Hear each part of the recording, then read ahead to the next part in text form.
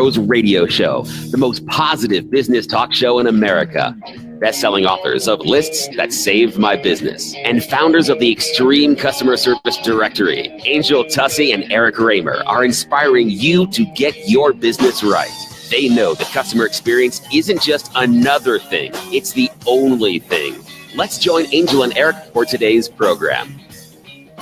Hello and welcome to the Experience Pros Radio Show with Angel and Eric. Very nice to have you along with us today. We are here to remind you that small business is big business and your business is our business. Angel not here today. I've got you and you've got me. And wait a minute. What's this? It sounds like my youth. Somebody say Utes. Did you see that just fly by? There goes another one. Meet George Jetson. Yes, ladies and gentlemen, buckle your seatbelts. That is, if there are seatbelts in the future. I'm wondering, thank you very much, Craig. I'm wondering if we are about ready to finally get to George Jetson land when it comes to travel in regular style. For instance, did you see the news yesterday? Navya, a French company, unveils its self-driving taxi. Yes, you heard me correctly. The latest self-driving vehicle is making the steering wheel and the brake pedal a thing of the past. According to CNN Tech, Navya, a French company, is unveiling a self-driving sedan, and it doesn't have the usual feature of a driver's seat. Production of the 6-passenger electric vehicle will begin in early 2018. This is happening, folks. It's happening now. Accelerating the arrival of autonomous vehicles on the streets around the world. Navya already makes a driverless shuttle, which is similar to a small bus. It generally travels about the pace of a good jogger, making it not the best for most driving conditions. There are about 50 of those shuttles in operation, according to Navya. But this new sedan, called an autonom cab, is capable of speeds up to 55 miles an hour. It's going to sell for about 250,000 euros, which is, by my estimate, a lot of money, and designed to be used in a ride-sharing service rather than sold to an individual. He says, Christoph Sappet, who is the CEO of Navya, says, "We're in the race for the robo-taxi.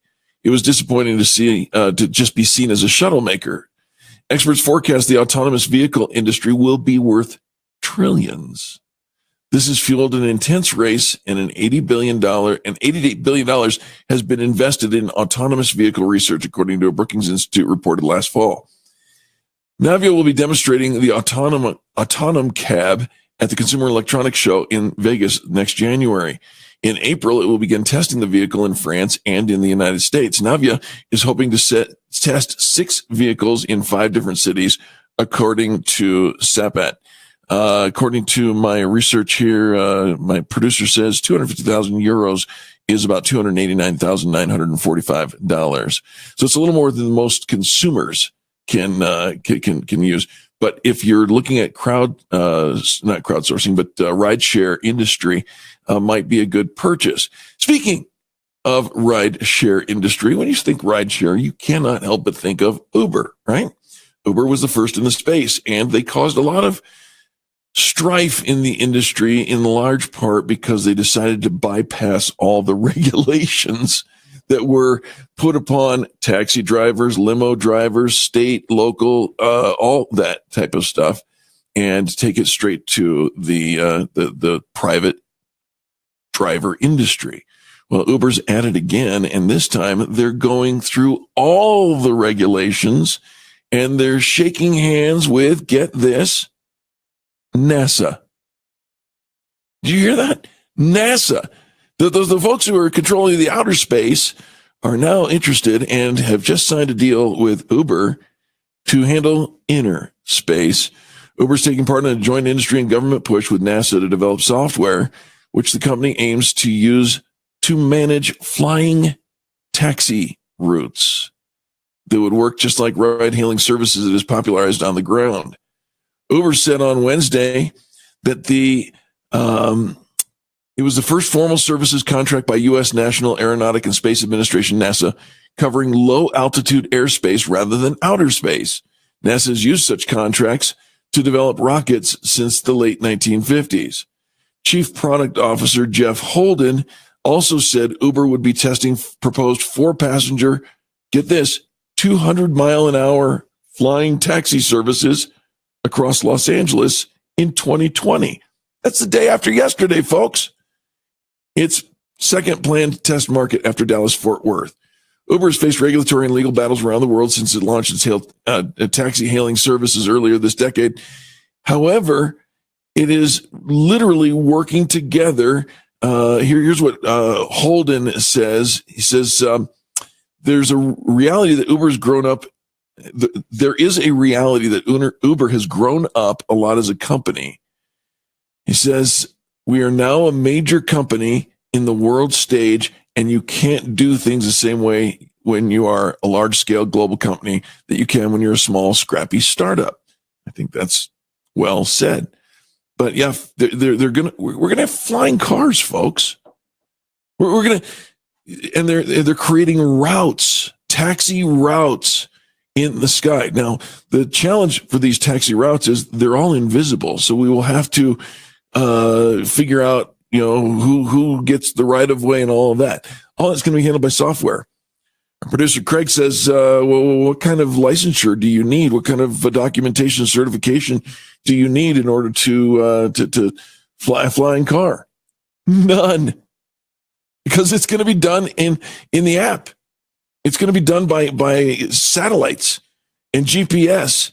And it's going to be all autonomous drones. And by the way, this is not the first company to look to do this. There are companies who are currently working on this in Dubai, in the United Arab Emirates.